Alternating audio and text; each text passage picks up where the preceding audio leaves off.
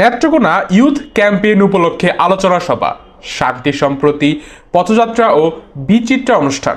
নেত্রকোনা থেকে শহীদুল ইসলাম রুবেলের তথ্যচিত্রে বিস্তারিত।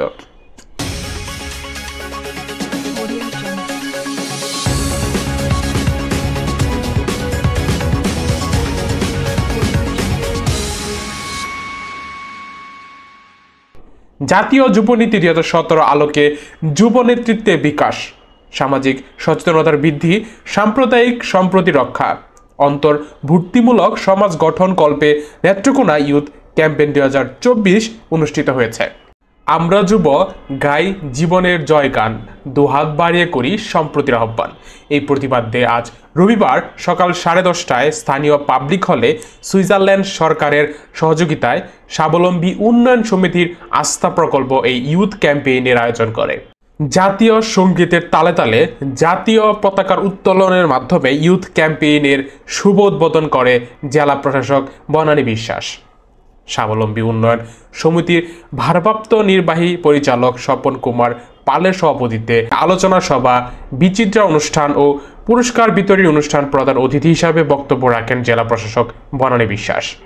বিশেষ অতিথি হিসাবে বক্তব্য রাখেন অতিরিক্ত পুলিশ সুপার সজল কুমার সরকার, জেলা যুব উন্নয়নের অধিদপ্তরের উপপরিচালক ফারজানা পারভিন, প্রেস ক্লাবের সদস্য সচিব মাহবুবুল কিবরিয়া চৌধুরী হেলিম।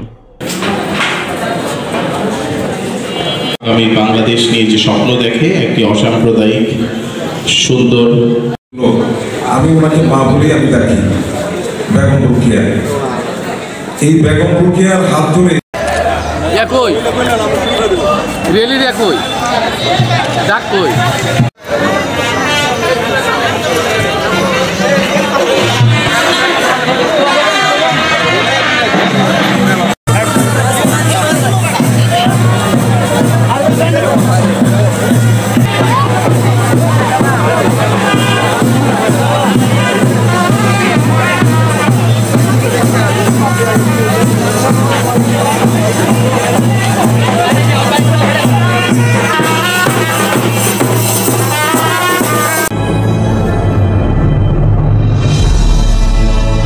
আপনারা দেখছেন অগ্রযাত্রা টেলিভিশন।